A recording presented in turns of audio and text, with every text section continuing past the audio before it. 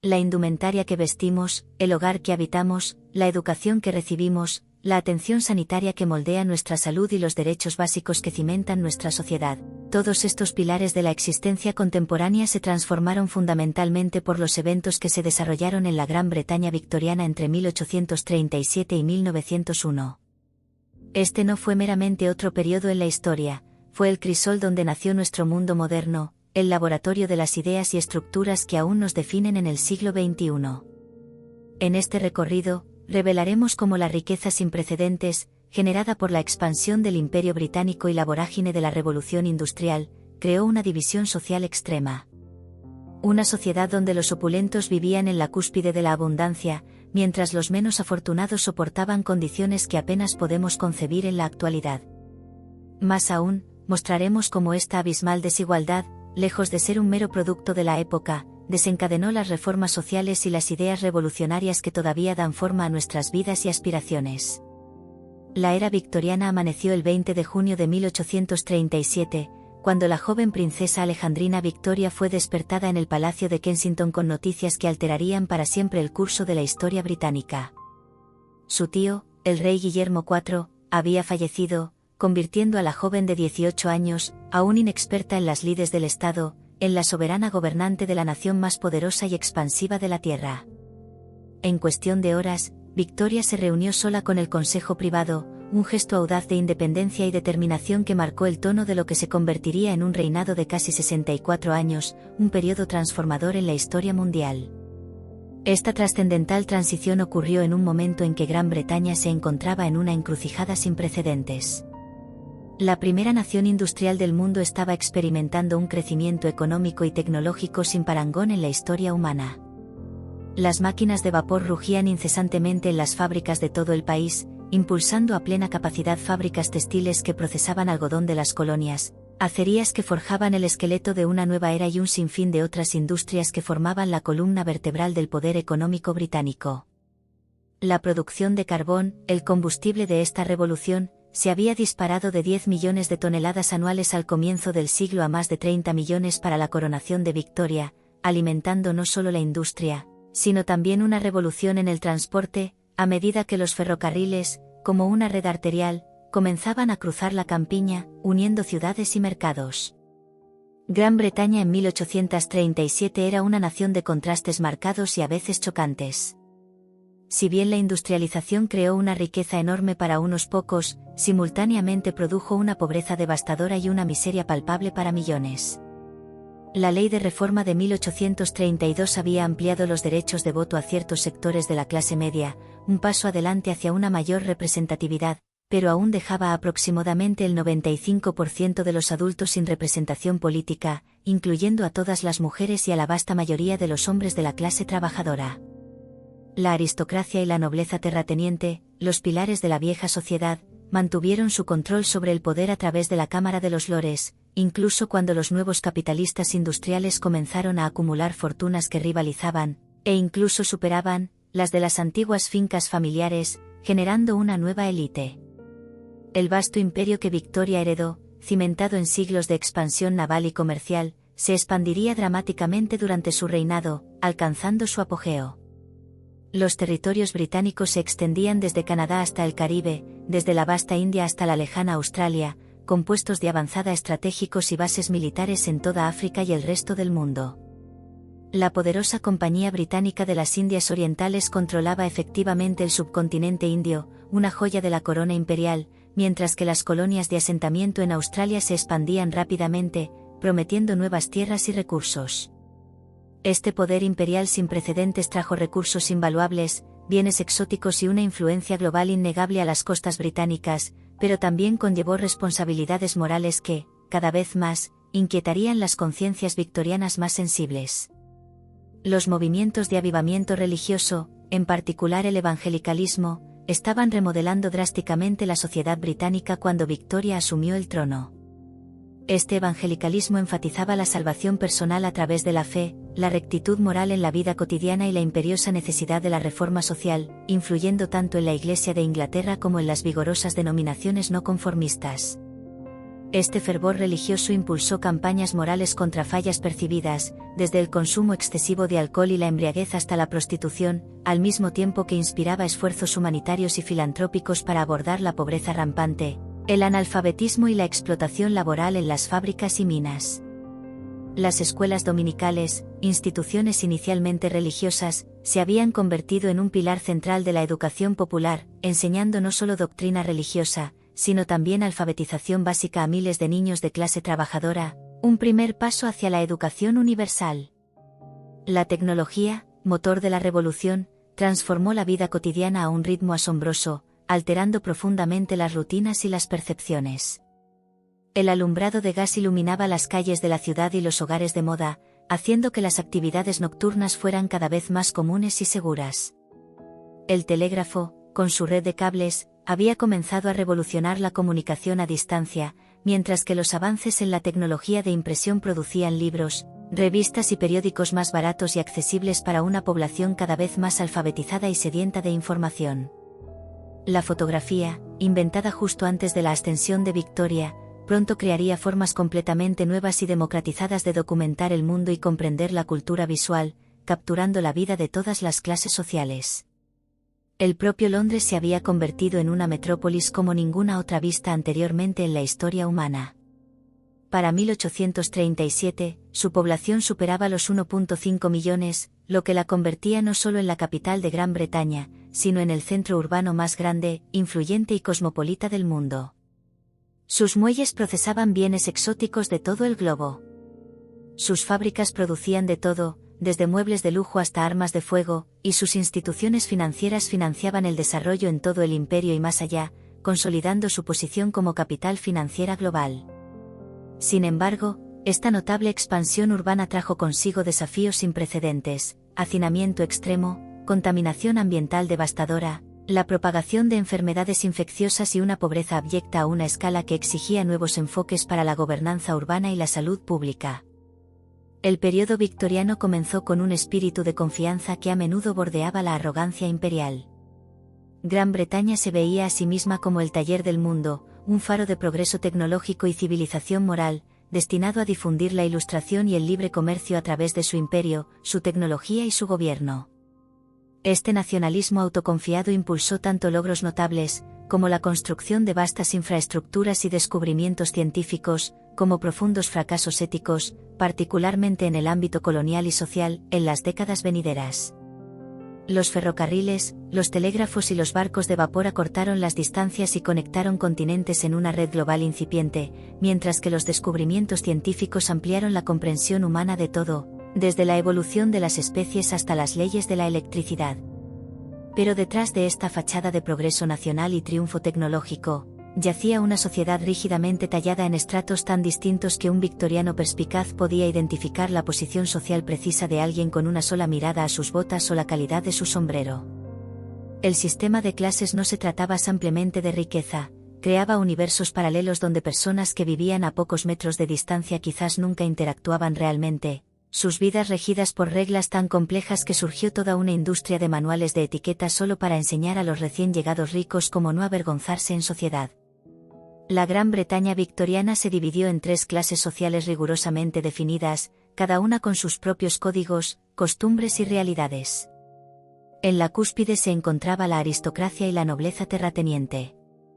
Comprendiendo apenas el 2% de la población, pero controlando casi el 75% de la tierra de la nación, estas familias, a menudo con títulos que se remontaban a generaciones anteriores y una profunda convicción de su derecho a gobernar, mantenían vastas fincas rurales donde vivían de los ingresos de alquiler y las inversiones, rara vez participando en lo que consideraban el desagradable mundo del trabajo real. Sus hijos recibían educaciones clásicas en instituciones de élite como Eton o Harrow antes de pasar a Oxford o Cambridge, no principalmente para prepararse para una carrera profesional, sino para establecer conexiones sociales invaluables con otros miembros de la élite, consolidando sus redes de poder.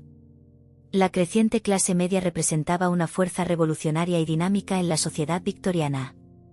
Compuesta por profesionales como médicos, abogados y clérigos, así como por comerciantes, propietarios de fábricas y tenderos, este segmento en crecimiento encarnaba las virtudes del trabajo duro, el ahorro y la respetabilidad moral. Sus hogares se convirtieron en escaparates de propiedad moral y éxito material, llenos de muebles ornamentados, pianos, símbolo de estatus y cultura, y objetos decorativos que demostraban tanto riqueza como buen gusto. Las familias de clase media mantenían obsesivamente las apariencias, sabiendo que la aceptación social dependía de la adhesión visible a estrictos códigos de conducta y moralidad burguesa. La clase media típicamente vivía en nuevos desarrollos suburbanos diseñados específicamente para separarlos tanto de las plazas aristocráticas del centro de la ciudad como de los barrios de clase trabajadora, buscando una identidad propia y un espacio social definido. Para la vasta clase trabajadora, que constituía casi el 80% de la población, la Gran Bretaña victoriana ofrecía una realidad mucho más dura y precaria. Los trabajadores industriales, mineros de carbón, estibadores de puertos y jornaleros agrícolas soportaban jornadas laborales extenuantes de 12 a 16 horas en condiciones peligrosas, insalubres y a menudo mortales. Sus hogares, apiñados en barrios marginales urbanos, a menudo consistían en una sola habitación que albergaba familias enteras, con múltiples familias compartiendo baños exteriores rudimentarios y bombas de agua comunitarias, fuentes de enfermedades. Las enfermedades se propagaban con rapidez devastadora por estos barrios abarrotados y sin saneamiento, lo que contribuía a una esperanza de vida drásticamente más corta en comparación con las clases privilegiadas. Los niños de clase trabajadora rara vez asistían a la escuela después de los 10 años, ingresando en cambio en fábricas o sirviendo como mano de obra para ayudar a mantener a sus familias, perpetuando un ciclo de pobreza. Sus patrones de habla, vestimenta e incluso apariencia física los marcaban como claramente diferentes y subordinados a sus superiores sociales, un lenguaje de clase inconfundible. El límite entre clases era vigilado y reforzado a través de innumerables marcadores visibles e invisibles que definían la vida cotidiana. La ropa funcionaba como un identificador de clase inmediato. Un traje de lana a medida de un caballero, perfectamente cortado, y un sombrero de copa de seda reluciente contrastaban marcadamente con las prendas de algodón áspero y remendadas de un trabajador, que eran a menudo las únicas que poseía. Los acentos y el vocabulario revelaban instantáneamente los antecedentes de uno, con diferencias de pronunciación tan distintas que las personas de diferentes clases a veces tenían dificultades para entenderse mutuamente a pesar de hablar el mismo idioma. Incluso la postura física y los modales al caminar eran específicos de cada clase, entrenados en los niños desde sus primeros años como parte de su socialización. A pesar de la rígida estratificación social, la era victoriana fue testigo de una movilidad social sin precedentes, aunque esta era limitada y ascendente solo para unos pocos. Algunos industriales pasaron de orígenes humildes a una riqueza enorme, los llamados nuevos ricos, mientras que el creciente servicio civil y la administración colonial crearon nuevas vías para el avance de la clase media. Sin embargo, el nuevo rico, a menudo, descubría que el dinero por sí solo no podía comprar la aceptación plena en los círculos más exclusivos de la aristocracia, que valoraban el linaje por encima del capital. Esto creó una demanda masiva de manuales de etiqueta y escuelas de modales, que enseñaban todo, desde qué tenedor usar en una cena formal hasta cómo presentar adecuadamente a personas de diferentes rangos sociales. Como advertía una popular guía de la época, es mejor ser discretamente correcto que ostentosamente elegante, un consejo sobre la sutil distinción entre la vieja y la nueva riqueza. Los ricos mostraban su estatus no solo a través de posesiones materiales, sino también a través de obras de caridad y filantropía, que simultáneamente demostraban su fortuna y su virtud moral, real o percibida. La filantropía se convirtió en un deber esperado de las clases privilegiadas, aunque generalmente venía con condiciones estrictas. Los beneficiarios de la caridad podían ser requeridos para asistir a servicios religiosos obligatorios, firmar compromisos de templanza, abstención de alcohol, o demostrar un estatus merecedor, a través de la debida deferencia y gratitud hacia sus benefactores. El hogar victoriano de clase media no era simplemente una vivienda, sino una fortaleza moral cuidadosamente construida, un santuario contra el caos del mundo exterior. Aquí, la unidad familiar se convirtió casi en una institución religiosa, con el hogar como su altar y la domesticidad como su credo, el centro de la vida moral. El famoso dicho victoriano de que el hogar de un hombre es su castillo, no era solo una expresión figurada, representaba la creencia fundamental de que el espacio doméstico, con sus estrictas reglas, proporcionaba protección espiritual y moral contra las influencias corruptoras de la sociedad industrial y urbana. Las familias de clase media invirtieron enormes recursos en la creación de hogares que reflejaran este ideal, con habitaciones separadas dedicadas a funciones específicas, salones para recibir invitados, salas de estar para mujeres, estudios para hombres y guarderías recluidas en los pisos superiores, reflejando una clara división de roles y espacios. La distribución física de los hogares victorianos reforzaba su propósito moral y su jerarquía social. Las entradas principales, con imponentes puertas de madera, separaban el ruidoso mundo de la calle pública del espacio doméstico privado y controlado. Las ventanas que daban a la calle presentaban pesadas cortinas que podían cerrarse ante miradas indiscretas, protegiendo la intimidad. En el interior, los pasillos y las escaleras estaban diseñados ingeniosamente para permitir que los sirvientes se movieran por la casa sin molestar ni ser vistos por los miembros de la familia, reforzando su invisibilidad. Incluso la fontanería reflejaba valores morales. Los baños interiores estaban cuidadosamente ocultos, reconociendo las funciones corporales pero ocultándolas a la vista como algo indecoroso. El matrimonio, como base de este santuario doméstico, se volvió intensamente regulado por las expectativas sociales y los marcos legales que favorecían enormemente a los hombres, cimentando una clara jerarquía de género. Una esposa respetable administraba el hogar y encarnaba lo que el poeta Coventry Patmore llamó el ángel del hogar, pura, desinteresada y moralmente superior, pero simultáneamente sumisa a su esposo y sin voz en las decisiones financieras o legales. Cuando el matrimonio fracasaba, las mujeres enfrentaban consecuencias devastadoras. Antes de la Ley de Causas Matrimoniales de 1857, el divorcio requería un acto del Parlamento, lo que lo hacía accesible solo para los muy ricos, quienes podían afrontar los altos costos y la influencia política necesaria. Incluso después de la Reforma, los hombres podían divorciarse de sus esposas solo por adulterio, mientras que las mujeres tenían que probar delitos adicionales y más difíciles de demostrar, como crueldad o abandono con bigamia, para obtener el mismo alivio, un claro sesgo legal. La obsesión por la propiedad y la respetabilidad se extendía a todos los aspectos de la vida doméstica. El lenguaje mismo estaba cuidadosamente controlado. Las patas de las mesas se convertían en extremidades, los pollos tenían carne blanca y carne oscura, en lugar de pechugas o muslos, e incluso el embarazo rara vez se mencionaba directamente, utilizándose en su lugar eufemismos como, en un estado interesante, o, con la esperanza de un heredero.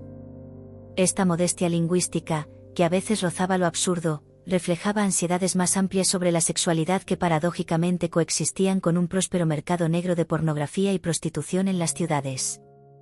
La famosa Ley de Publicaciones Obscenas de 1834 no solo apuntaba a materiales explícitos, sino también a información sobre anticoncepción, lo que reflejaba la preocupación de que dicho conocimiento pudiera socavar la estabilidad familiar y el crecimiento demográfico. Para la clase media, exhibir las posesiones correctas se volvió esencial para reclamar la respetabilidad social. Los hogares debían mostrar objetos específicos, un piano en el salón, textos religiosos prominentemente expuestos, muebles de calidad con la ornamentación de moda de la época. Estos artículos no eran solo decorativos, sino que servían como prueba visible del carácter moral y del estatus social. Las familias a veces mantenían fachadas elaboradas mientras luchaban privadamente con deudas, priorizando las apariencias sobre la estabilidad financiera real. Un hogar respetable de clase media requería al menos un sirviente, y las familias a menudo sacrificaban otras necesidades para mantener este marcador crucial de estatus social, una inversión en la reputación. Las contradicciones de la sociedad victoriana aparecían en ninguna parte tan marcadamente como en su trato a las mujeres. La misma cultura que afirmaba venerar a las mujeres como seres moralmente superiores y pilares del hogar les negaba derechos básicos, educación significativa y autonomía personal, todo mientras estaba encabezada por una reina que, irónicamente, condenaba el activismo de las sufragistas. Esta paradoja moldeó las vidas de todas las mujeres victorianas, desde la trabajadora de fábrica hasta la aristócrata más encumbrada. El estatus legal de las mujeres casadas era particularmente impactante según los estándares modernos. Bajo la doctrina legal de la coverture, la existencia legal de una esposa se consideraba cubierta o subsumida por la de su esposo. Al casarse, una mujer renunciaba no solo a su propiedad y a sus ganancias personales, sino a su propia persona legal. Si su esposo decidía llevarse a sus hijos y abandonarla, ella no tenía recurso legal alguno para recuperarlos. Los maridos podían confinar legalmente a sus esposas en asilo si se las consideraba problemáticas o histéricas, y la violación marital no era reconocida como delito, lo que dejaba a las mujeres sin protección frente a la violencia conyugal. Si bien la ley trataba a todas las mujeres como subordinadas, la vida cotidiana variaba drásticamente según la clase. Las mujeres ricas administraban grandes hogares, dirigiendo al personal doméstico, y participaban en actividades sociales aprobadas como visitas y bailes, pero se les prohibía la educación significativa o las carreras profesionales. Sus días se llenaban de visitas sociales ritualizadas, trabajo de caridad y entretenimientos, siempre acompañadas por una chaperona hasta el matrimonio para proteger su reputación. Las restricciones físicas eran igualmente rígidas, con corsés de moda que reducían la cintura a tan solo 16 pulgadas, causando daño a los órganos internos y dificultades para respirar, una tortura elegante. Para las mujeres de clase trabajadora, los ideales victorianos de feminidad y domesticidad eran simplemente lujos impracticables y burlas crueles. Estas mujeres trabajaban en fábricas, servían como empleadas domésticas, lavaban ropa o vendían mercancías en las calles, todo mientras tenían y criaban numerosos hijos, a menudo en condiciones de miseria. Una trabajadora de una fábrica de algodón podía trabajar 14 horas al día estando embarazada, regresando al trabajo días después de dar a luz, una realidad brutal de necesidad. Mientras tanto, 1 de cada 3 mujeres de clase trabajadora en Londres trabajaba en el servicio doméstico, enfrentando aislamiento, acoso sexual y un escrutinio constante de su carácter moral. La educación femenina permaneció estrictamente limitada durante gran parte del periodo victoriano. Las niñas de entornos privilegiados recibían instrucción principalmente en logros diseñados para atraer maridos, tocar el piano, pintar acuarelas, cantar y coser. Se desalentaban activamente las actividades intelectuales y el estudio serio, ya que se consideraba que podían dañar la salud reproductiva femenina, y médicos prominentes advertían que el trabajo mental desafiante podría causar infertilidad o histeria.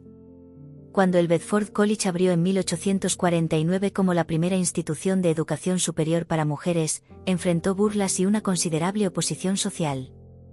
A pesar de estas limitaciones impuestas, un movimiento por los derechos de la mujer surgió gradualmente, abriendo camino a un futuro más igualitario. En 1855, Caroline Norton, separada de su abusivo esposo y privada del acceso a sus hijos, hizo campaña con éxito por la ley de custodia infantil, que otorgaba a las madres acceso limitado a los niños menores de 7 años, un pequeño pero significativo avance. Barbara Bodichon lideró la campaña por los derechos de propiedad de las mujeres casadas, mientras que Josephine Butler luchó incansablemente contra las leyes de enfermedades contagiosas, que permitían a la policía arrestar a presuntas prostitutas para exámenes obligatorios y degradantes, mientras dejaban impunes a sus clientes masculinos, una hipocresía flagrante. El mundo literario, a menudo un reflejo y un motor de cambio, proporcionó otro ámbito para desafiar los rígidos roles de género. Autoras como Charlotte Bronte, Jane Eyre, Elizabeth Gaskell, Norton South y George Eliot, el seudónimo de Mary Ann Evans, crearon heroínas complejas que desafiaron las expectativas convencionales del comportamiento femenino, explorando sus anhelos y frustraciones. Estas escritoras a menudo publicaban bajo seudónimos masculinos para asegurar que su trabajo fuera tomado en serio en un mundo editorial dominado por hombres.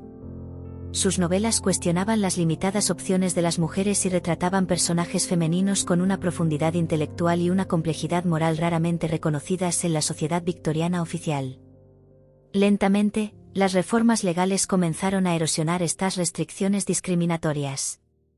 Las leyes de propiedad de las mujeres casadas de 1870 y 1882 permitieron gradualmente a las mujeres mantener el control de sus propios ingresos y propiedades después del matrimonio, un paso crucial hacia la independencia económica.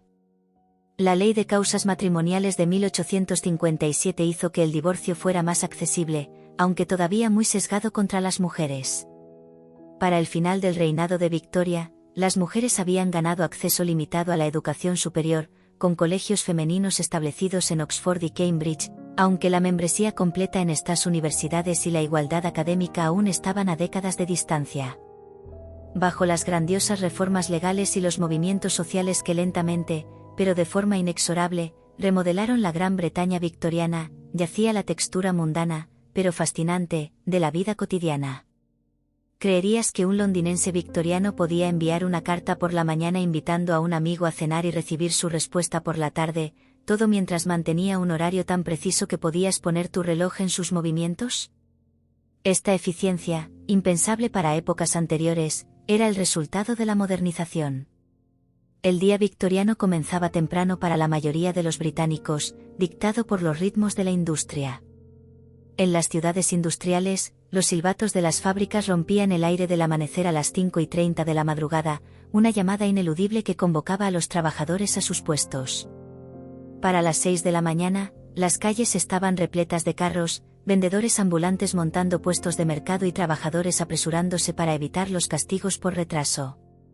Para muchos trabajadores, el desayuno era un asunto apresurado y magro, quizás una rebanada de pan con grasa de res comida mientras caminaban al trabajo, o gachas preparadas la noche anterior, un sustento básico. El tiempo mismo se transformó durante esta era. Antes de que los ferrocarriles estandarizaran la medición del tiempo en toda Gran Bretaña en 1847, cada ciudad mantenía su propio tiempo local basado en el sol, lo que generaba confusión. El Great Western Railway introdujo por primera vez el tiempo ferroviario basado en el meridiano de Greenwich, obligando a los victorianos a sincronizar sus relojes y creando una nueva obsesión nacional por la puntualidad. Los relojes públicos se convirtieron en monumentos cívicos y el reloj de bolsillo en una posesión preciada, incluso entre los hombres trabajadores que ahorraban durante meses para permitirse uno, un símbolo de estatus y eficiencia. Los ritmos alimenticios variaban drásticamente según la clase social. Los pobres compraban diariamente lo que podían permitirse, a menudo al final del día cuando los precios de los productos perecederos bajaban. Los vendedores ambulantes ofrecían comidas para llevar asequibles y energéticas, pasteles de anguila, patatas asadas, caracoles cocidos y sopa de guisantes, un menú básico y nutritivo. El penny restaurant o restaurante de un penique surgió en la década de 1860, ofreciendo un plato caliente de carne y verduras para quienes podían pagarlo, un avance en la alimentación popular. Para la década de 1880, las tiendas de pescado y patatas fritas comenzaron a aparecer en las ciudades industriales, proporcionando comidas calientes y sustanciosas para los trabajadores que regresaban a casa, convirtiéndose en un clásico de la gastronomía británica. Para las clases media y alta, cada día se desarrollaba como un elaborado ritual, una danza social de comidas y compromisos. Un caballero podía comenzar con un sustancioso desayuno a las 9 de la mañana, leyendo los periódicos entregados por la primera de las muchas rondas postales. Las damas hacían visitas sociales entre las 11 de la mañana y la 1 de la tarde, dejando tarjetas de visita si el destinatario estaba ausente o no en casa, una ficción cortés que significaba que estaban indispuestas para recibir visitas en ese momento. El almuerzo a la 1 de la tarde iba seguido de negocios o compras, luego el té de la tarde alrededor de las 4 de la tarde y la cena tan tarde como a las 8 de la tarde para la alta sociedad, que cenaba casi a la medianoche. Los cambios de vestuario puntuaban el día para los ricos, un símbolo de su ocio y estatus. Una mujer de clase media podía usar un vestido de mañana para las tareas del hogar, cambiarse a un vestido de paseo para los recados o visitas informales, ponerse un vestido de té para recibir visitas por la tarde y finalmente aparecer en vestido de noche para la cena, cada atuendo para una ocasión distinta. Los hombres también cambiaban de chaquetas de mañana a levitas para el día y luego a atuendos formales de noche, con corbata blanca, para cenas y eventos sociales. La clase trabajadora, por el contrario, se conformaba con un único conjunto de ropa de diario, quizás un único atuendo de domingo cuidadosamente conservado para la iglesia y ocasiones especiales, un tesoro personal. La limpieza personal presentaba desafíos diarios para la mayoría. Sin fontanería interior, la mayoría de los victorianos usaban lavabos con cuencos de porcelana y jarras de agua para su higiene personal. El elaborado proceso de calentar agua y llevarla escaleras arriba significaba que el baño completo seguía siendo un evento semanal como mucho. Los baños públicos se abrieron en muchas ciudades a mediados de siglo, ofreciendo baños calientes por una pequeña tarifa a las personas trabajadoras cuyos hogares carecían de instalaciones, un avance en la salud pública. La noche trajo marcadas diferencias en el ocio según la clase. Las familias de clase trabajadora podían reunirse en pubs, salas de estar comunitarias donde se intercambiaban noticias y se debatía política, un centro de vida social. Los hogares de clase media participaban en juegos de salón, lectura en voz alta o actuaciones musicales en el piano obligatorio. Para la década de 1880, la iluminación de gas había transformado las actividades nocturnas, extendiendo las horas productivas y permitiendo más tiempo de ocio y vida social en las ciudades. En todas las clases, el domingo representaba un respiro, un día sagrado de descanso en que las fábricas guardaban silencio y las tiendas cerraban sus puertas, deteniéndose el ritmo de la vida industrial. La asistencia a la iglesia disminuyó de casi el 60% en el censo religioso de 1851 a alrededor del 35% en 1900, reflejando un lento declive de la religiosidad organizada, pero el estatus especial del domingo se mantuvo en gran medida intacto durante todo el siglo. Las familias paseaban por los parques con sus mejores ropas, e incluso los hogares más pobres intentaban preparar una cena especial de domingo, un lujo que marcaba el día. Mientras las familias victorianas disfrutaban de su ocio dominical, las manos invisibles que hacían posible su comodidad rara vez dejaban de trabajar. La clase de sirvientes, que representaba la ocupación más grande en la Gran Bretaña victoriana, vivía en un mundo paradójico donde tocaban los aspectos más íntimos de la vida de sus empleadores mientras eran tratados, por convención social, como si no estuvieran allí en absoluto, una forma de invisibilidad social. Para mediados de siglo, aproximadamente 1 de cada 3 mujeres trabajadoras encontraba empleo en el servicio doméstico, creando una vasta fuerza laboral que sostenía el estilo de vida de la clase media y alta victoriana.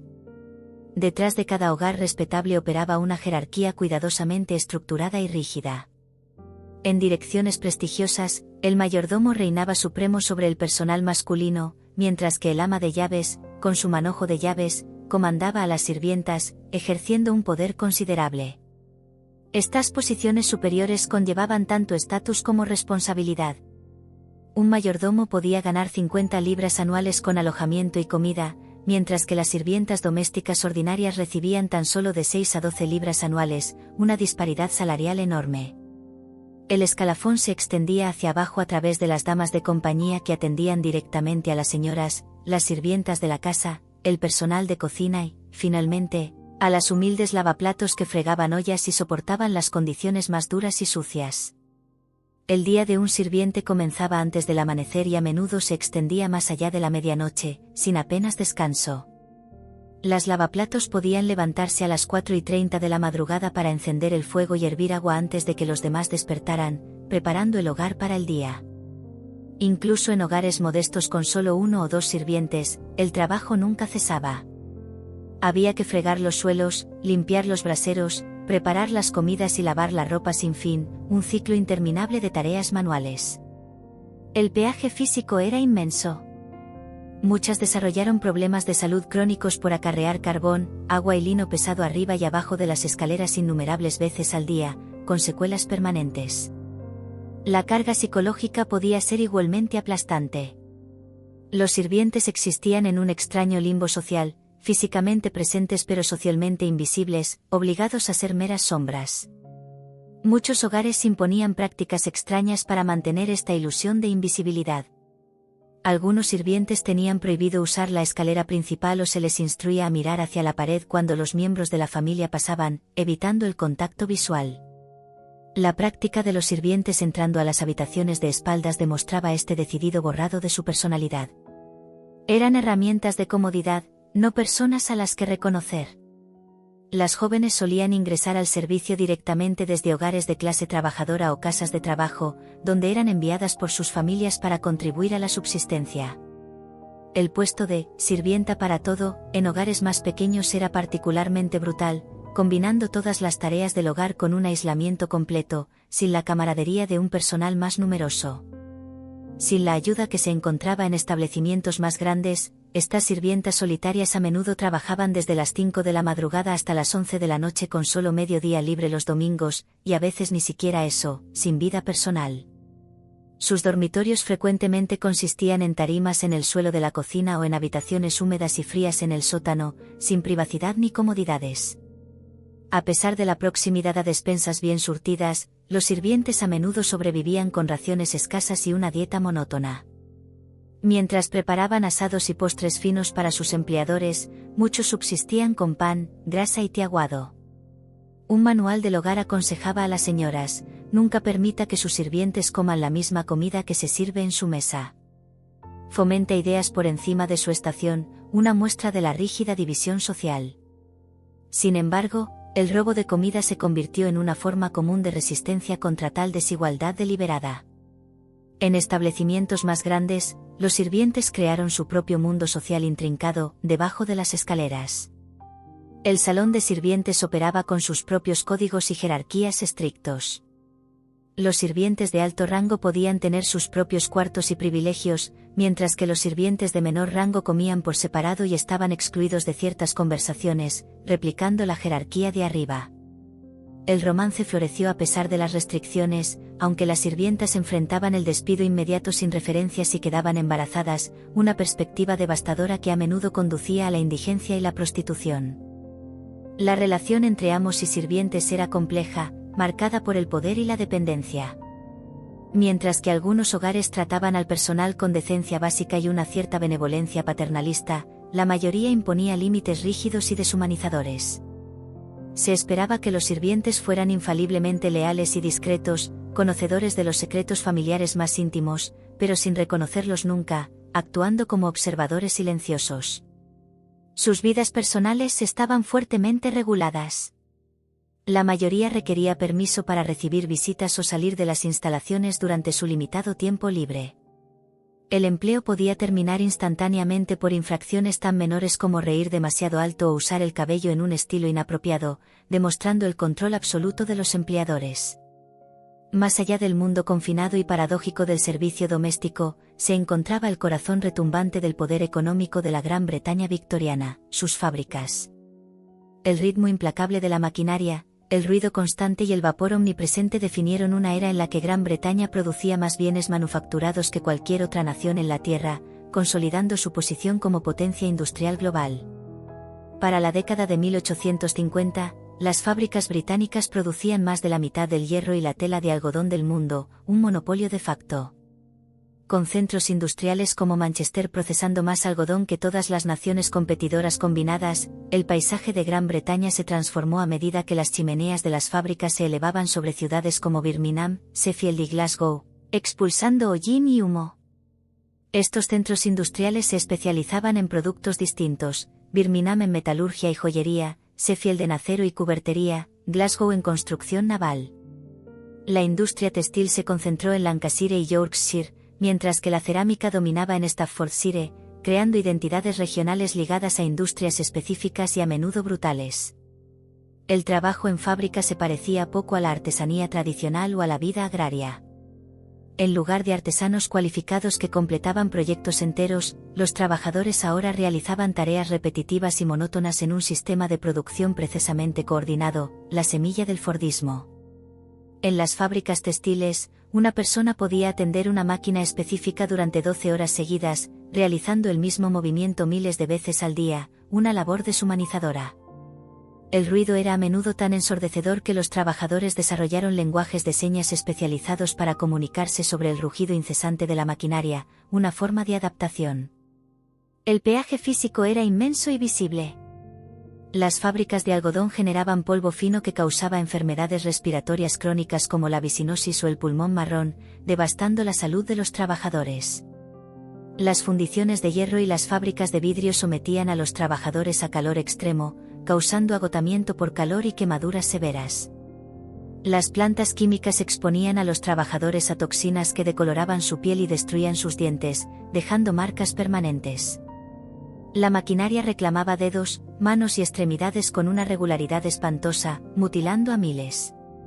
Una vista común en las ciudades industriales eran trabajadores con dígitos o extremidades faltantes, recordatorios permanentes y vivos de los peligros industriales. Las mujeres constituían gran parte de la fuerza laboral industrial, especialmente en textiles y cerámica, donde se les pagaba menos. En las fábricas de cerámica de Staffordshire, mujeres y niñas realizaban trabajos de pintura detallados, a menudo ingiriendo esmaltes a base de plomo mientras moldeaban las puntas de los pinceles con los labios, una práctica que causaba envenenamiento y muerte. Las trabajadoras textiles generalmente ganaban entre un 40% y un 60% menos que los hombres por un trabajo similar, justificado por la creencia predominante de que las mujeres trabajaban solo por dinero para gastos menores, en lugar de para mantener a sus familias, una cruel ficción que negaba la realidad de innumerables viudas y mujeres solteras que eran únicas proveedoras. El aspecto más controvertido y deshumanizador del empleo industrial fue el trabajo infantil.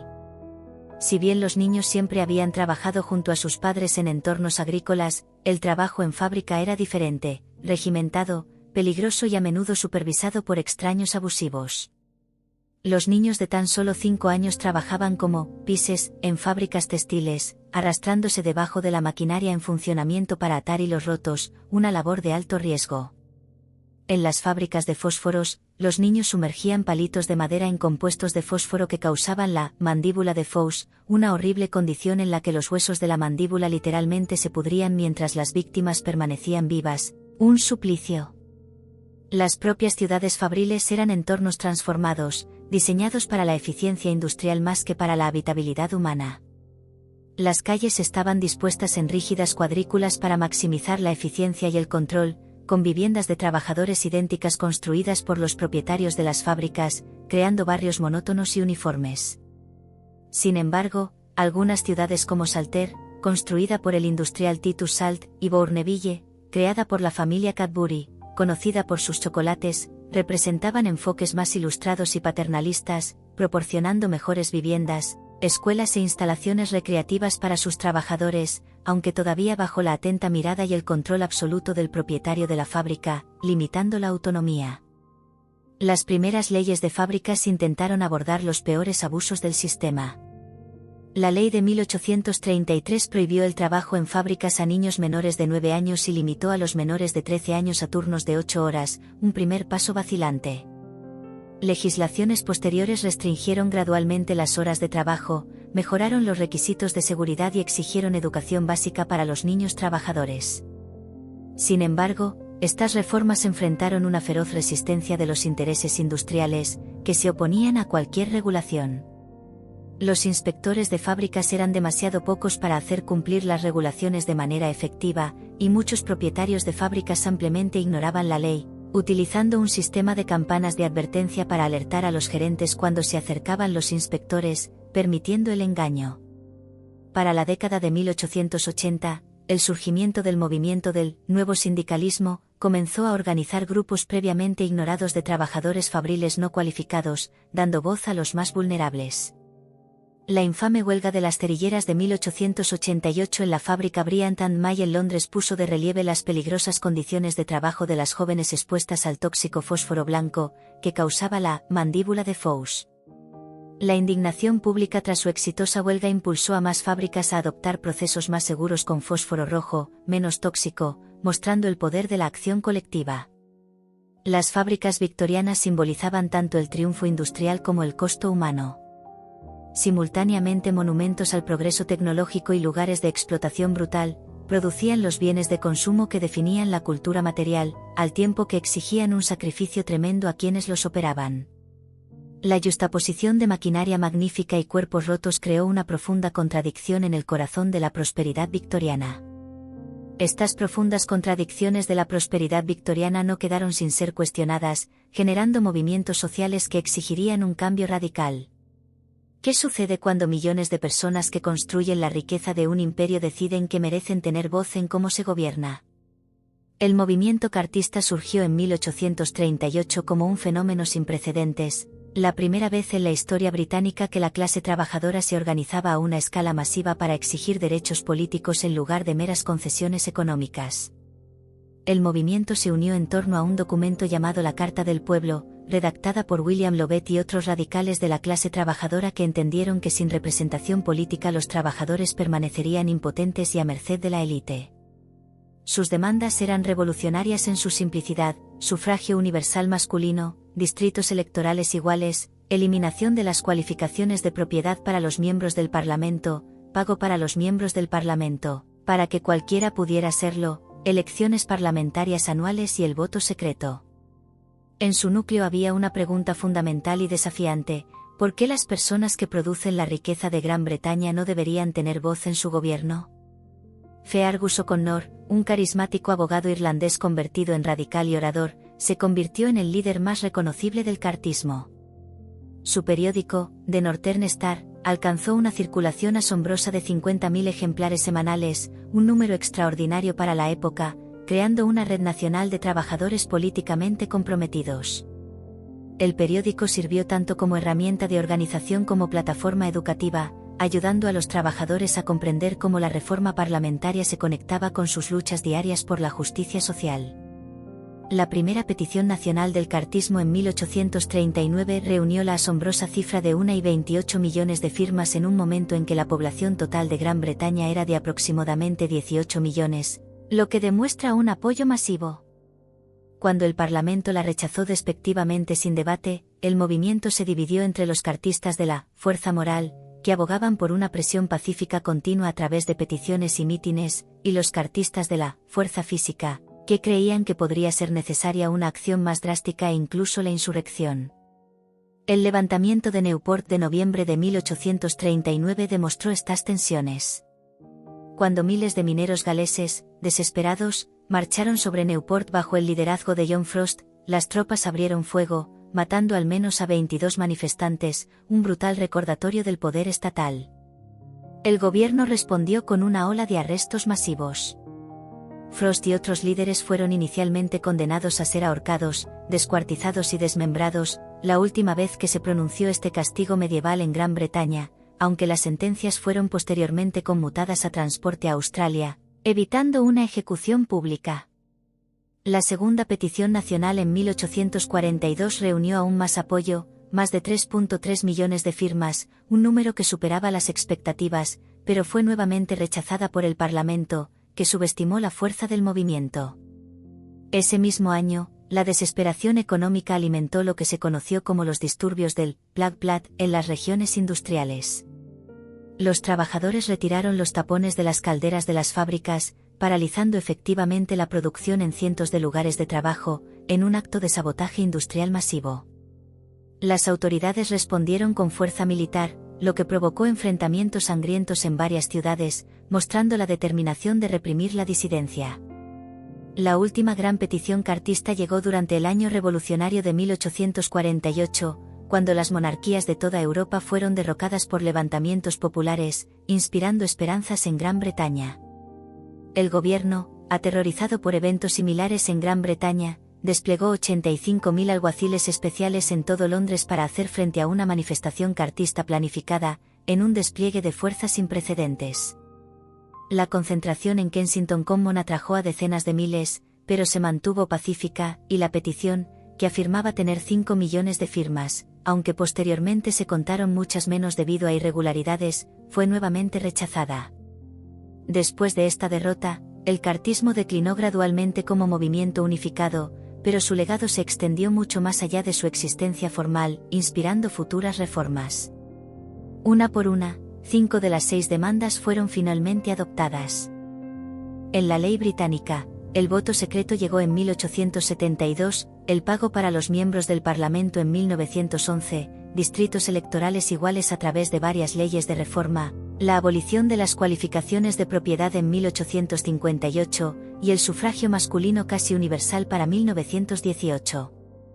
Solo la demanda de parlamentos anuales permanece sin implementar hasta el día de hoy. El significado perdurable del cartismo radicó en cómo transformó a la gente común de la clase trabajadora en actores políticos conscientes y organizados.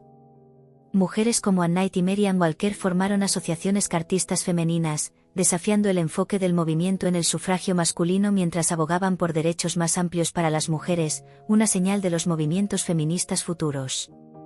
Las asociaciones cartistas establecieron salas de lectura y ofrecieron educación política, creando una generación de líderes de la clase trabajadora que pasaron a formar sindicatos, cooperativas y sociedades de ayuda mutua, cimentando una nueva cultura política. Este despertar político impulsó reformas sociales más amplias, que no habrían sido posibles sin la presión desde abajo. Lord Shaftesbury defendió incansablemente las leyes de fábricas y las regulaciones de seguridad minera. Florence Nightingale revolucionó la enfermería y el diseño de hospitales, sentando las bases de la medicina moderna. Las investigaciones pioneras de Edwin Chadwick sobre salud pública llevaron a mejoras sanitarias fundamentales que salvaron innumerables vidas en las ciudades. Estos reformadores de clase media y alta respondían, en última instancia, a la presión desde abajo, las demandas organizadas y persistentes de los trabajadores que se negaban a aceptar que la pobreza y la explotación eran condiciones naturales e inmutables del destino humano. La hambruna irlandesa, una tragedia evitable y un legado de resentimiento. En 1845, un patógeno microscópico llegó a Irlanda que alteraría para siempre el curso de la historia de la nación. Phytophthora infestans, el tizón de la patata, se propagó con aterradora rapidez por toda la isla, convirtiendo las cosechas de patatas sanas en una masa podrida y ennegrecida casi de la noche a la mañana. Para el agricultor arrendatario irlandés promedio, que dependía casi exclusivamente de este cultivo, esto no fue simplemente un revés agrícola, sino una sentencia de muerte por inanición. La patata no era solo una preferencia dietética, era la supervivencia misma, proporcionando el único sustento posible en pequeñas parcelas de tierra donde ningún otro cultivo producía lo suficiente para alimentar a una familia. La respuesta británica a esta catástrofe sin precedentes reveló los oscuros fundamentos de la filosofía económica victoriana, basada en el laissez-faire y una dura moralidad individualista. Charles Trevelyan, el influyente funcionario del Tesoro que supervisaba los esfuerzos de socorro, declaró infamemente la hambruna como el juicio de Dios y el mecanismo por el cual el Todopoderoso ha pretendido enseñar a los irlandeses una lección de mejora moral, una visión que negaba la responsabilidad gubernamental. Tales sentimientos no eran marginales, reflejaban la creencia británica predominante en la economía de libre mercado y la culpabilidad moral de la pobreza, una ideología que paralizó una respuesta efectiva. Las workhouses, casas de trabajo, establecidas como centros de socorro de último recurso, requerían la entrega de toda propiedad y la separación de familias al ingresar, obligando a los granjeros orgullosos a elegir entre la inanición o la humillación total y la disolución familiar. Quizás lo más condenatorio y brutal fue la continua e ininterrumpida exportación de alimentos de Irlanda durante el punto álgido de la crisis. Mientras la gente se desvanecía por hambre en las carreteras y moría en sus cabañas, los barcos cargados de trigo, avena y ganado irlandeses partían regularmente hacia los mercados ingleses, sin apenas obstáculos. Solo en 1847, el peor año de sufrimiento conocido como Black 47, casi 4.000 buques transportaron exportaciones de alimentos de Irlanda a Gran Bretaña, una cifra escalofriante. Guardias armados a menudo escoltaban estos cargamentos ante multitudes de hambrientos y desesperados, una imagen que grabó un odio profundo. Esta realidad alimentó el amargo dicho irlandés: Dios envió el tizón, pero los ingleses crearon la hambruna, una acusación de responsabilidad política. La desesperación llevó a muchos a actos inenarrables de supervivencia. Surgieron informes de padres que alimentaban a sus hijos con hierba hervida con un poco de mantequilla, de cadáveres con la boca manchada de verde por comer ortigas y malezas tóxicas. En el oeste de Irlanda, hubo relatos aislados de moribundos bebiendo sangre de ganado para sobrevivir, en un intento desesperado de alimentarse. La enfermedad pronto siguió al hambre, como un segundo azote. El tifus, la fiebre recurrente, la disentería y el escorbuto devastaron a poblaciones ya debilitadas por la desnutrición, causando estragos inmensos.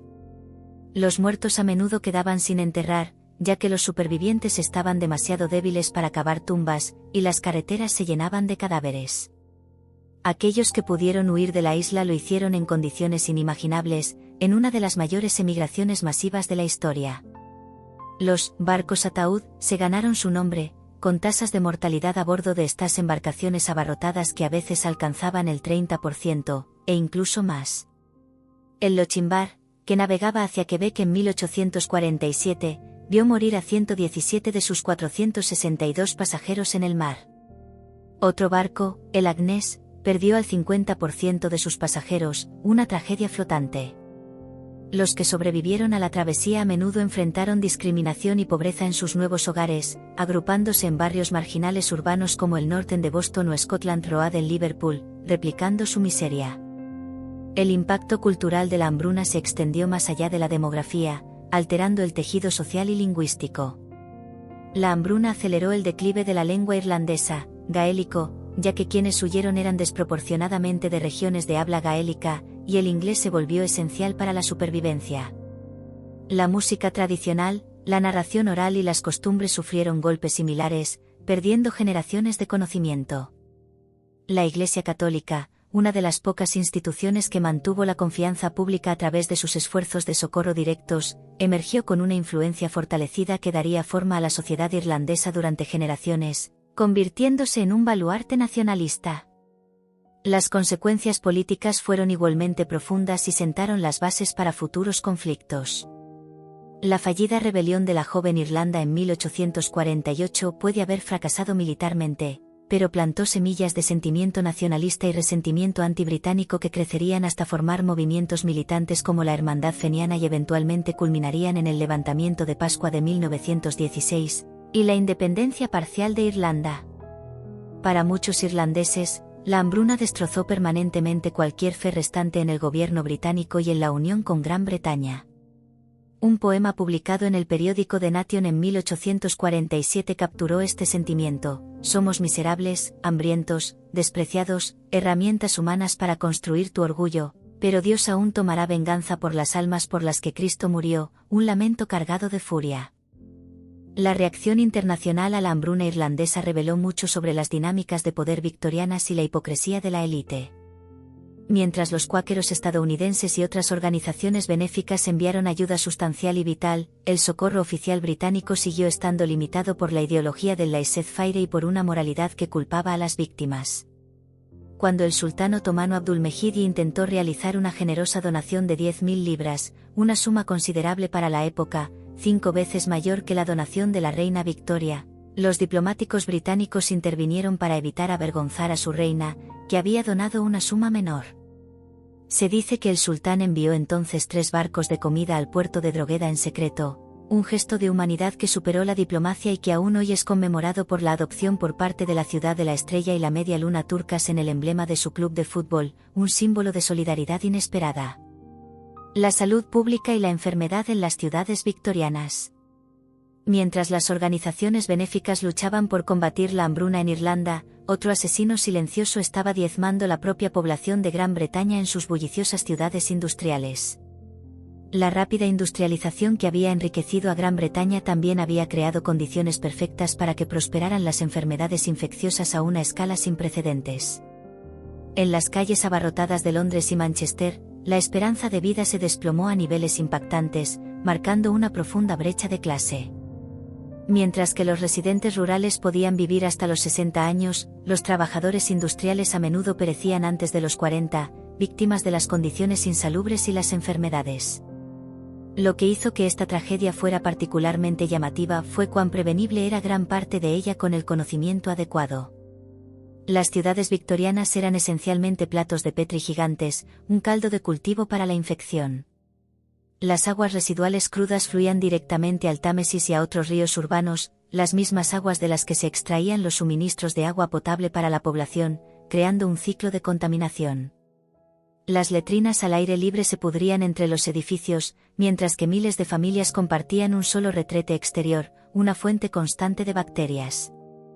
El olor era tan abrumador que en 1858, el gran hedor del Támesis obligó al Parlamento a suspender las sesiones cuando el hedor del río se volvió insoportable, incluso en sus prestigiosas salas.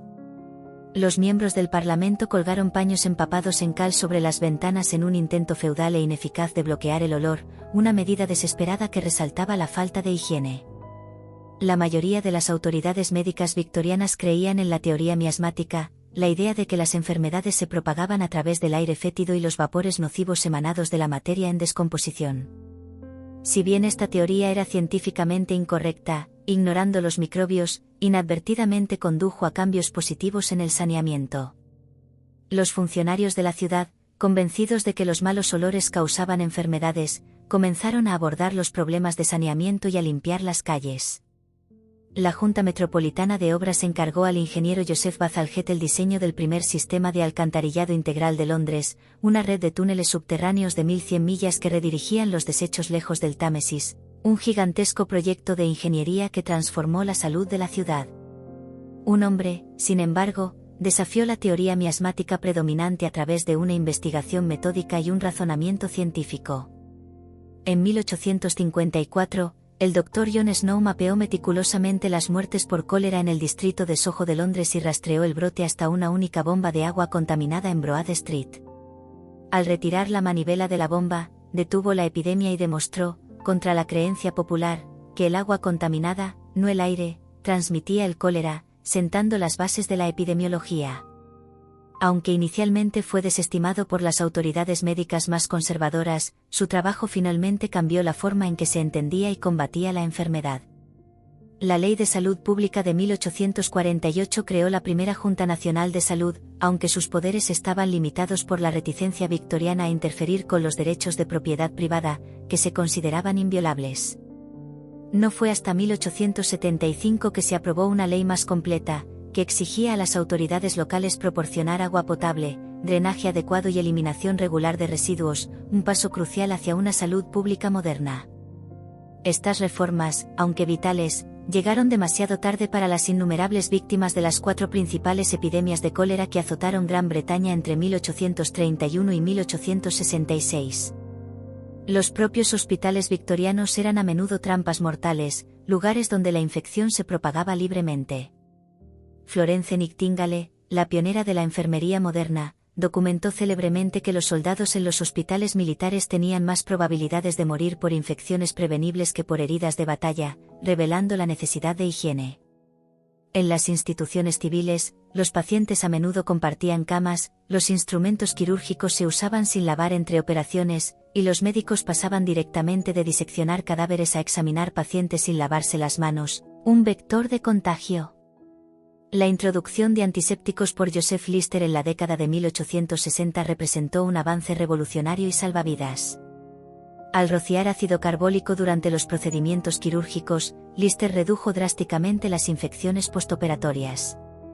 Cuando publicó sus resultados en 1867, mostrando que las tasas de mortalidad se reducían del 45% al 15%, muchos colegas todavía ridiculizaban sus métodos y su manía por la limpieza. Tardarían décadas en que los procedimientos estériles y la higiene se convirtieran en práctica estándar en la medicina. Para aquellos que podían permitirse evitar los hospitales, un próspero mercado de medicinas patentadas, a menudo fraudulentas, ofrecía dudosas alternativas. Los periódicos y las revistas presentaban anuncios de curas milagrosas para todo tipo de males, desde el jarabe calmante de la señora Winslow para bebés con dentición, que contenía morfina y causaba adicción, hasta las píldoras de sangre de cerdo para dolencias femeninas, que prometían soluciones mágicas. Estos brebajes no regulados a menudo contenían ingredientes peligrosos, plomo, mercurio, arsénico y varios narcóticos, que hacían más daño que bien. El popular elixir de Duffy, comercializado para tratar todo, desde cólicos hasta melancolía, era principalmente ginebra con laxantes añadidos, un simple estimulante. Las mujeres eran particularmente el objetivo de estos empresarios pseudomédicos, explotando sus dolencias y el tabú sobre la salud femenina. El compuesto vegetal de Lydia Pinkham prometía alivio de todas esas dolorosas dolencias y debilidades tan comunes en nuestra mejor población femenina, aunque su contenido de alcohol del 18% probablemente proporcionaba un alivio temporal y una adicción latente, sus beneficios médicos eran insignificantes. Del mismo modo, las píldoras rosas del Dr. Williams para personas pálidas afirmaban curar todo, desde la parálisis hasta la debilidad femenina, a pesar de no contener nada más que óxido de hierro y azúcar, un placebo con un coste. Más allá de los peligrosos reinos de los remedios milagrosos y las medicinas patentadas victorianas, existía otro campo de batalla por completo, la lucha por el conocimiento mismo y la democratización de la educación. La educación, un privilegio, no un derecho. Si bien las familias adineradas enviaban a sus hijos a instituciones prestigiosas como Eton y Harrow, donde recibían una educación clásica para la élite gobernante, la mayoría de los niños de Gran Bretaña enfrentaban una dura realidad y el acceso limitado al conocimiento. En 1840, menos del 40% de los niños tenían algún acceso a la educación formal. Para millones de familias de clase trabajadora, la escolarización seguía siendo un lujo inalcanzable cuando se necesitaba el trabajo de todos los miembros de la familia ampliamente para sobrevivir, priorizando la subsistencia sobre la formación. El panorama educativo era fragmentado y caótico, sin un sistema público unificado. Algunos niños pobres podían asistir a escuelas de institutrices, clases informales dirigidas por mujeres mayores en sus propios hogares, que enseñaban lectura básica por unos pocos peniques a la semana. Otros encontraban lugar en escuelas de harapos, ragged schools, instituciones benéficas establecidas para proporcionar educación rudimentaria a los niños más desvalidos y sin hogar. Estas escuelas, a menudo operando en almacenes convertidos o sótanos de iglesias, atendían a niños demasiado pobres, sucios o maleducados para ser aceptados en otros lugares, una última oportunidad de instrucción. La calidad de estas instituciones variaba drásticamente. Un inspector describió una escuela de institutriz típica como una habitación pequeña y sofocante. De 20 a 30 niños apiñados en bancos aprendiendo de memoria de libros deshilachados bajo la supervisión de una mujer mayor cuya cualificación es a menudo simplemente que es demasiado vieja para cualquier otro empleo, reflejando la precariedad de la enseñanza popular. En las zonas rurales, la educación era aún más limitada, y el trabajo agrícola tenía prioridad sobre la escolarización, especialmente durante las temporadas de cosecha, perpetuando el analfabetismo. Los niños de clase media recibían una educación muy diferente, centrada en materias clásicas y el desarrollo del carácter. El plan de estudios en escuelas públicas como Rugby enfatizaba el latín, el griego y las matemáticas, materias consideradas esenciales para desarrollar la disciplina mental y la lógica, en lugar de habilidades prácticas para el mercado laboral. Las niñas de entornos similares recibían instrucción principalmente en logros considerados adecuados para futuras esposas y madres, música, dibujo, costura y quizás un poco de francés, habilidades que las hacían aptas para el matrimonio. Un prospecto de una escuela para niñas de 1845 prometía enseñar aquellas ramas de educación calculadas para formar miembros útiles y agradables de la sociedad sin la pedantería de las damas eruditas, reflejando el temor a las mujeres demasiado intelectuales. Se desalentaban activamente las actividades intelectuales serias para las mujeres, ya que se consideraba que podían dañar la salud reproductiva femenina, y los médicos advertían que el trabajo mental desafiante podría causar infertilidad o histeria, una excusa para limitar su acceso al conocimiento. Cuando el Bedford College abrió en 1849 como la primera institución de educación superior para mujeres, enfrentó burlas y una considerable oposición social. A pesar de estas limitaciones, un movimiento por los derechos de la mujer surgió gradualmente, abriendo camino a un futuro más igualitario. En 1855, Caroline Norton, separada de su abusivo esposo y privada del acceso a sus hijos, hizo campaña con éxito por la ley de custodia infantil, que otorgaba a las madres acceso limitado a los niños menores de 7 años, un pequeño pero significativo avance en los derechos de las madres. Barbara Bodichon lideró la campaña por los derechos de propiedad de las mujeres casadas, mientras que Josephine Butler luchó incansablemente contra las leyes de enfermedades contagiosas, que permitían a la policía arrestar a presuntas prostitutas para exámenes obligatorios y degradantes, mientras dejaban impunes a sus clientes masculinos, una hipocresía flagrante y discriminatoria. El mundo literario proporcionó otro ámbito para desafiar los rígidos roles de género. Autoras como Charlotte Bronte, Jane Eyre, Elizabeth Gaskell, Norton South y George Eliot, el seudónimo de Mary Ann Evans, crearon heroínas complejas que desafiaron las expectativas convencionales del comportamiento femenino, explorando sus anhelos y frustraciones internas. Estas escritoras a menudo publicaban bajo seudónimos masculinos para asegurar que su trabajo fuera tomado en serio en un mundo editorial dominado por hombres. Sus novelas cuestionaban las limitadas opciones de las mujeres y retrataban personajes femeninos con una profundidad intelectual y una complejidad moral raramente reconocidas en la sociedad victoriana oficial. Lentamente, las reformas legales comenzaron a erosionar estas restricciones discriminatorias. Las leyes de propiedad de las mujeres casadas de 1870 y 1882 permitieron gradualmente a las mujeres mantener el control de sus propios ingresos y propiedades después del matrimonio, un paso crucial hacia la independencia económica femenina. La Ley de Causas Matrimoniales de 1857 hizo que el divorcio fuera más accesible, aunque todavía muy sesgado contra las mujeres. Para el final del reinado de Victoria, las mujeres habían ganado acceso limitado a la educación superior, con colegios femeninos establecidos en Oxford y Cambridge, aunque la membresía completa en estas universidades y la igualdad académica aún estaban a décadas de distancia, y solo se lograría plenamente en el siglo XX. Si bien las certezas que habían definido la Gran Bretaña victoriana, basadas en la fe inquebrantable en el progreso y el poder imperial, se estaban disolviendo, el vasto imperio que se había extendido por casi una cuarta parte de la superficie terrestre del mundo, desde Canadá hasta Australia, desde la India hasta África, mostraba signos crecientes de tensión y fisuras internas. La Segunda Guerra Boer, que se libró de 1899 a 1902 en Sudáfrica, resultó inesperadamente difícil y controvertida para el público británico, requiriendo cientos de miles de tropas para derrotar a lo que se suponía que era un oponente colonial menor, revelando la vulnerabilidad del poder militar británico. En la India, el nacionalismo estaba surgiendo con fuerza entre las élites educadas que habían sido formadas en universidades británicas solo para descubrir que se les negaban oportunidades iguales en su propia tierra, fomentando un sentimiento de injusticia. Mientras tanto, poderosos competidores internacionales estaban emergiendo en el escenario mundial. La rápida industrialización y la creciente armada de Alemania representaban un desafío directo a la supremacía naval y económica británica. Mientras que Estados Unidos se estaba transformando en una potencia económica y global, la vieja suposición de que Gran Bretaña lideraría para siempre el mundo en comercio, manufactura y poder militar ya no parecía garantizada. A nivel nacional, las jerarquías sociales que habían parecido inmutables e incuestionables durante décadas estaban siendo desafiadas desde múltiples direcciones. El Partido Laborista se fundó en 1900, dando a los movimientos de la clase trabajadora un voto político formal por primera vez, un hito en la democracia británica. La Unión Política y Social de Mujeres, WSPU, formada en 1903 por Emmeline Pankhurst y sus hijas, aportó nuevas tácticas militantes y directas a la lucha por el sufragio femenino, elevando la conciencia sobre la necesidad del voto para las mujeres.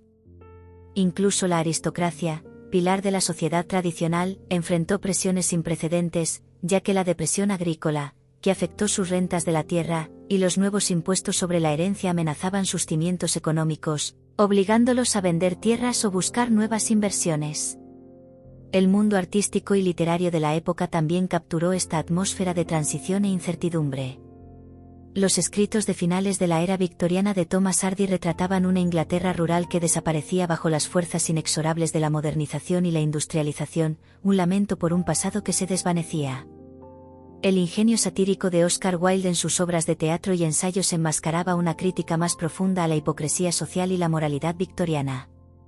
El corazón de las tinieblas de Joseph Conrad, publicado en 1899, cuestionaba brutalmente la legitimidad moral del proyecto imperial en sí y la supuesta misión civilizadora de Europa. Estas exploraciones más oscuras y psicológicas en la literatura insinuaban el movimiento modernista que florecería en los años venideros, reflejando una creciente ansiedad sobre el futuro. La tecnología continuó acelerando la sensación de entrar en una nueva era, un salto hacia lo desconocido. Para 1901, las luces eléctricas de las calles iluminaban las principales ciudades, transformando la vida nocturna y extendiendo las horas productivas, haciendo que las ciudades brillaran. Los primeros cines estaban apareciendo, ofreciendo una forma revolucionaria de entretenimiento de masas y de contar historias. Guglielmo Marconi había transmitido con éxito señales de radio a través del Atlántico en 1901, un hito en la comunicación global. El primer vuelo de los hermanos Wright, que cambiaría el transporte para siempre, estaba a solo 2 años de distancia.